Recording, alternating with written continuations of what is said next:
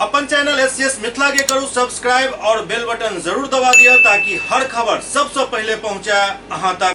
राष्ट्रीय मतदाता दिवस के मौका पर देश भर में कई कार्यक्रम भेल। प्रधानमंत्री भी एक कार्यक्रम के संबोधित कैलन, जेकर एक छोट कार्यक्रम मोतिहारी में भी भेल। राष्ट्रीय मतदाता दिवस के अवसर पर बीजेपी के द्वारा नव मतदाता दिवस के आयोजन कैल गेल, जाय में पूरा देश के युवा के भारत के प्रधानमंत्री नरेंद्र मोदी संबोधित कैलन।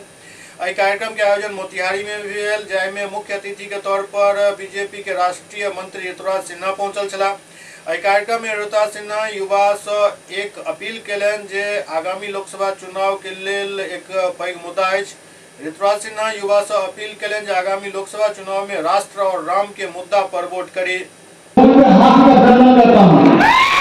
2070 तक नेट जीरो का भी लक्ष्य रखा है।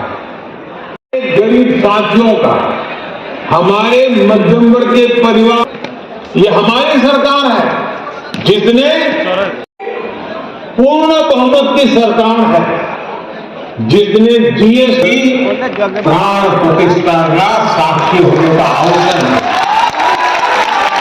जब देश में पूर्ण बहुमत की सरकार, इसका सीधा प्रभाव वैश्विक स्तर पर देश की साख पर भी पड़ता है। और साथियों मैं बताता हूं, लेकिन मैं आपसे सवाल पूछता हूं और मेरा जवाब दीजिए, जात बड़ा कि धर्म, जात बड़ा कि देश? तो वोट राम और राष्ट्र को दीजिए, जात को नहीं।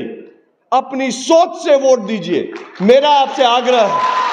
अपने मताधिकार का प्रयोग करिए, अपने सूझबूझ को सिद्ध करने के लिए, अपने जात का सर्टिफिकेट लेने के लिए नहीं, अपने जात को निभाने के लिए। हम देश का अहित हो जाए, धर्म का अहित हो जाए, ऐसा ऋतुराज सिन्हा कभी होने नहीं देगा। राम और राष्ट्र, ये दो चीज का काम कौन करे?